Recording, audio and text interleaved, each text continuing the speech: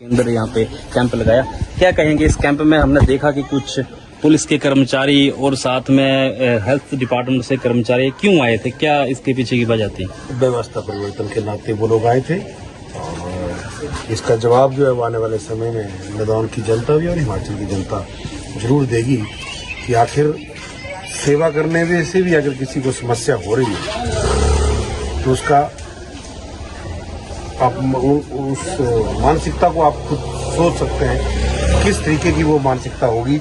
आपने यहाँ ये भी देखा होगा कुछ पैरालाइज्ड लोग, व्हील चेयर पे लोग, 15-15 सालों से 20-20 सालों से तकलीफ में जी रहे लोग, कहाँ तो हमें उनकी सेवा करने की बात करनी चाहिए।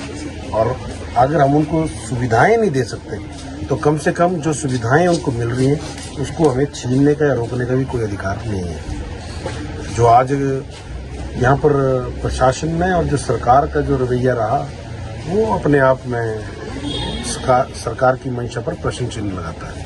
डॉक्टर जनक जी, अगर बात की जाए हेल्थ की तो आपको काफ़ी तजुर्बा है। अगर बात की जाए आपके बारे में तो आपका जो व्यक्तित्व है, आप राह चलते ही व्यक्तियों को परामर्श दे देते हैं, लेकिन क्यों परामर्श केंद्र में इस तरह से आज ये घटित हुआ? क्या इसके पीछे की मंशा थी?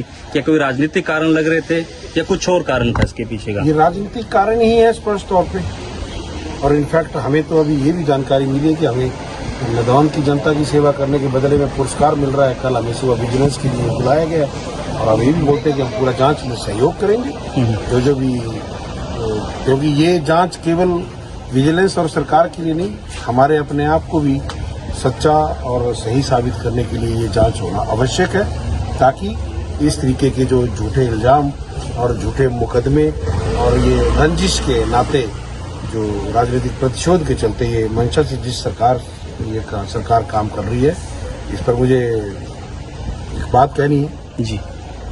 एक डायलॉग, एक शेर है कि सूरज की तपन तुमसे बर्दाश्त नहीं होती, मोम के पुतले जैसा किरदार तुम्हारा है। अगर कोई व्यक्ति आपको कह देता है तो आप उससे बुरा मान जाते हैं, गुस्सा करने लग पड़ते हैं। आप प्रदेश के मुखिया हैं, आपको बड़ा हृदय करना चाहिए, इन चीजों को नजरअंदाज करना चाहिए, छोटी छोटी चीजों के पीछे पड़ जाते हैं। कल 3 बार हमारा वेन्यू चेंज हुआ।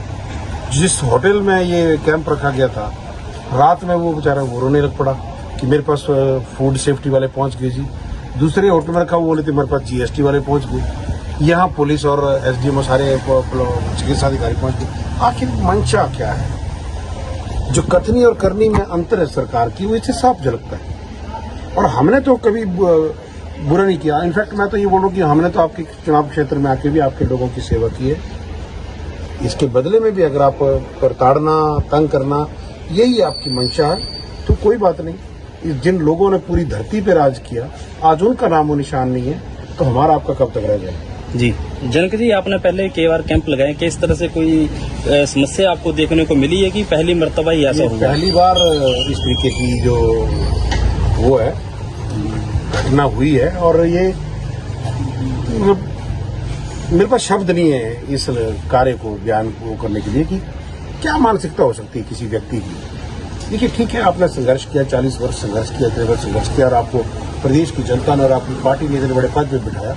अब आपको बड़ा हृदय करके भूलना चाहिए, जिन्होंने आपको प्रताड़ित किया वो लोग हम नहीं थे, वो कोई और लोग थे। तो इसकी अपनी प्रताड़ना का बदला पूरे हिमाचल से मत लीजिए, आम लोगों से मत लीजिए। मेरा यही आग्रह सरकार से है। 2 प्रकार के मानसिकता के व्यक्ति होते हैं। कॉलेज में जब हम जाते हैं तो रैगिंग होती है सब बच्चों की, अब तो बंद हो गई है। तो हम लोगों की जब रैगिंग होती थी तो हम 2 धड़ों में बंटते थे, सीनियर होने पे। एक वो कि यार मेरी रैगिंग बहुत हुई है, मुझे दूसरे की रैगिंग नहीं करनी है, ना होने देनी है। एक कैटेगरी वो होती है, वो सज्जन व्यक्ति गिने जाते हैं। एक वो है मेरी रैगिंग हुई है, मैंने अगला वाला मुझसे ज्यादा उनसे ज्यादा लेनी है।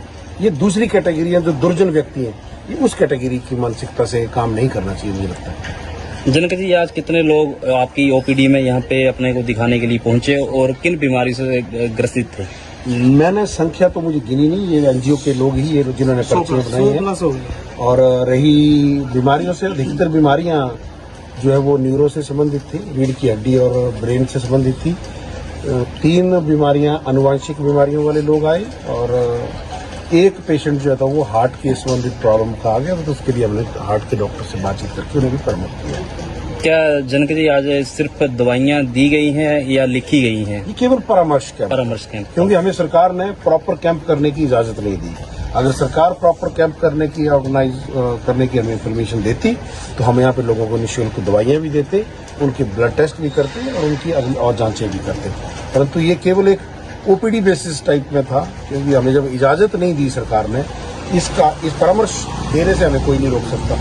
परामर्श देना ये मेरा अधिकार है, मैंने इसके लिए डिग्री प्राप्त की है और उसको देने से मुझे कोई नहीं रोक सकता, कोई भी सरकार, कोई भी व्यवस्था। परंतु कैंप करने के लिए जो व्यवस्था बनाई जाती है वो ठीक है, सरकार का विशेष अधिकार है, सरकार ने उसको अपनी मंशा जाहिर कर दी है। जी डॉक्टर जनक जी बहुत बहुत धन्यवाद जी आपका।